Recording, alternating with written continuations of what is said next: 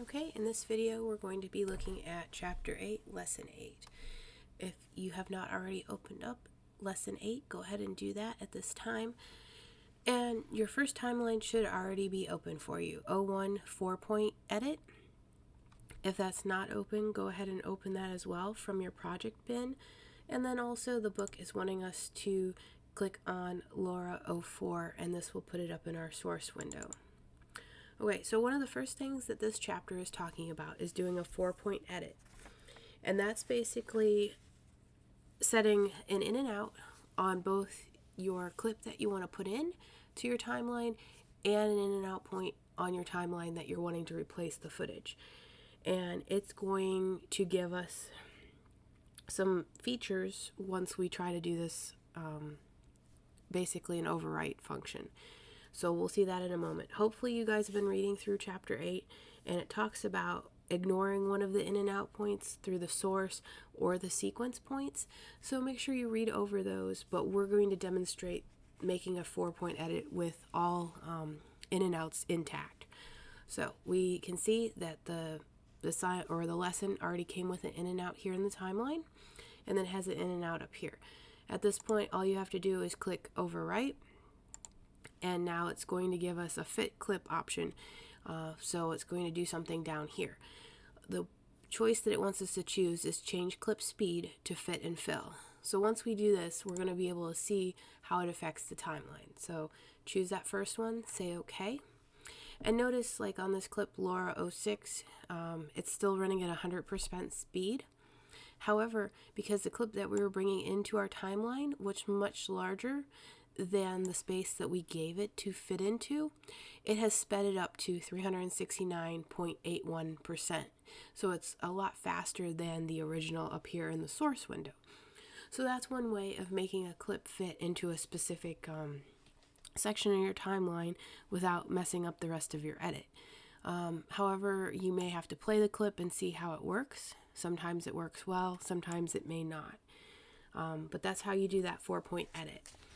All right, next up, it wants us to open a new sequence. So we're going to come over here and choose O2 Laura in the snow. This here only has one clip. I'm going to scrub through it, and it's just her walking in the snow. One of the things that this clip is wanting to talk about is changing our clip playback speed. And the reason we want to get into some of this is because sometimes slow motion can create an artistic look, or you may need it for something else that you're doing with your edit. One of the best ways to achieve this is recording in a higher frame rate. So this here clip was recorded in 96 frames per second.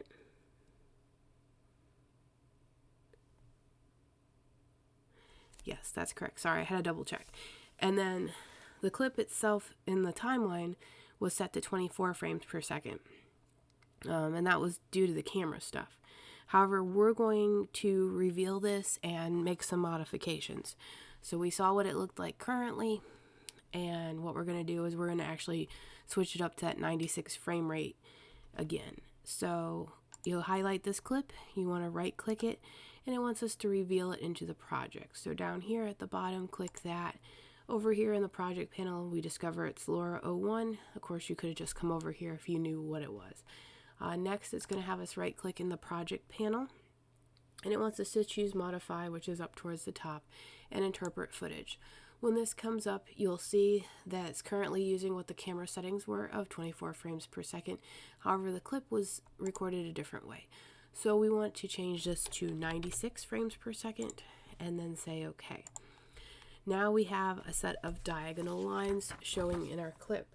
And that is because instead of changing the timeline, we just changed the one clip. Because if we had multiple other clips in here, we could have affected our entire edit, and we didn't want to do that. So we're just adjusting the one clip for the slow motion effect. Now if we play through this, you'll see her walking at a much faster rate. It's kind of jittery because it wasn't filmed very good, but now you see it goes into black, where there's no longer enough data to fill the rest of this clip. However, it did this versus, shortening it over here, because it could have messed up our entire edit if we had more clips in. One of the other things that you can do is drag this clip now into the timeline. And it is holding on to that adjustment you made because you made it over here in the project panel. So that clip, unless you go back and change it back to its original settings, is going to hold on to this 96 frames per second. So you can see the duration is much shorter than what was originally living in this timeline. So that's one of the ways you can make some adjustments as far as slow motion. You can speed it up and then slow it down again. It should give you a little bit smoother effect.